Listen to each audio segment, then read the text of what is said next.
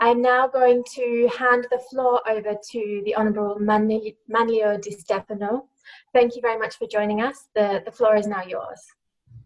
Thank you so much for organizing this event. I will really start thanking and greeting Ambassador Feroci for the introduction and for all the passion that he puts on organizing this very important events.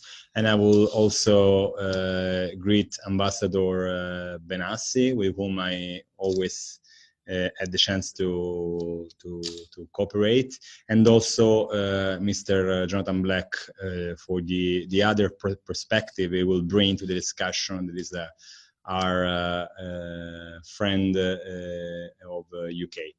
Next year, I would really start from this, that next year Italy and UK will have the responsibility to lead the multilateral efforts as presidencies respectively of the G20 and the G7, and also the co-chairing of the COP26.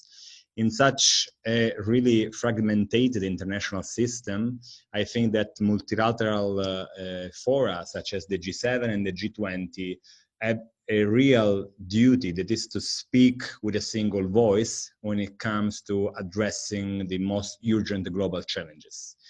With the UK hosting the G7 and focusing on priorities such as the global health, climate and trade, I note that they are perfectly in line with our G20 presidency agenda that is centered around the so-called 3P, people, planet and prosperity.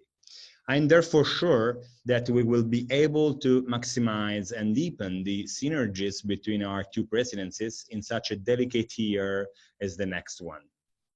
As we all know, 2021 will be the key year in the fight against climate change, and Italy truly intends to work strenuously to ensure the success of the negotiation processes. The realization will require the centrality of the team of climate action with an ambitious and holistic vision that highlights the linkages between the issues of climate change and the energy transition, with a view to a progressive reduction of global emissions in order to achieve the objectives of the Paris Agreement. With this in mind, the organization of the working groups of the G20 presidency will reflect the close relationship between climate and energy. With the climate-energy nexus as our infrastructure, we plan on addressing a series of priorities which will be tackled jointly by the Climate Sustainability Working Group and the Energy Transition Working Group, such as sustainable recovery and technological opportunities, sustainable and smart cities, green finance, and stimuli for sustainable recovery.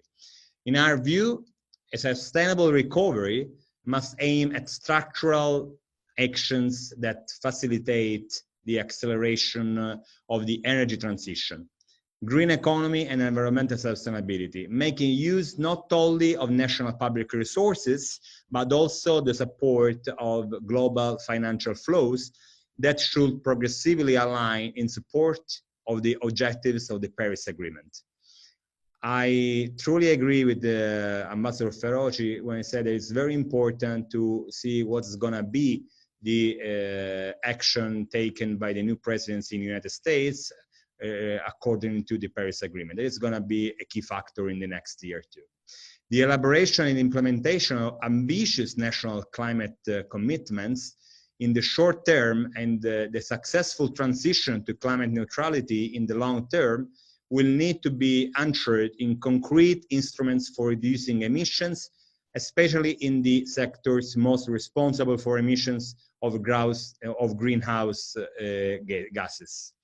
Concerning the theme of sustainable and smart cities, we must not forget that G20 countries are jointly responsible for 80% of global emissions and 85% of global GDP. As such, we represent the priority forum for initiating enhanced cooperation to build a coordinated path enabling to recovery of the global economy, guaranteeing the diffusion of clean energy and sustainability, especially in the metropolitan realities, destined to host increasing shares of the world population. We will hence pay special attention to the management of urban agglomerations, especially in highly urbanized contexts.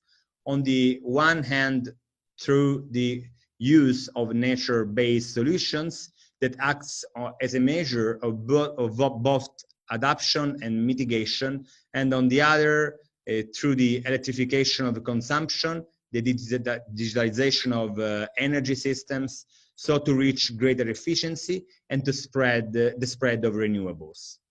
The people-centered approach of the Italian G20 will be further unfolded in the energy track, as we will focus on effective ways to eradicate energy poverty and reach universal energy access. Lastly, I would like to focus on the role of climate finance, which is central to ensuring the acceleration of the energy transition and the achievement of an emission path compatible with maintaining the global average temperature within 1.5 Celsius centigrade. The vast construction site opened by the post-COVID-19 reconstruction offers an unprecedented opportunity to aim at the reorientation of global financial flows in the direction of carbon neutrality, facilitating the gradual realignment of investments portfolios on the basis of sustainability criteria and the promotion of renewable energy, as suggested also by the emerging narrative about the need for Build Back Better. We must not forget that the transition to a climate neutral sustainable economy has all the potential to foster employment and the growth. In fact, the goal of climate neutrality by 2050, accompanied by a solid framework of policies, ensures an enabling environment for sound and long-term investments by companies, an essential precondition for green growth and green job creation.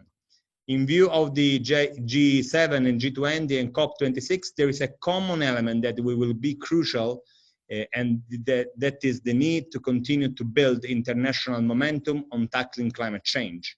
This is why I'm glad of the effort of our diplomatic network in partnership with the UK in promoting a wide series of joint initiatives aimed at increasing climate ambition in third countries in view of the renewal of the NDCs for a green and inclusive recovery. Global dynamics are changing, and Italy and the UK have formed a strong partnership, a concrete example of a strategic cooperation in the fight against climate change, which I'm sure will grow stronger as we approach next year's important events. I really thank you for the occasion to talk with you about this important topic, and I'm sure that the debate will bring very important issues to tackle together and answers to the global question about the climate change. Thank you so much.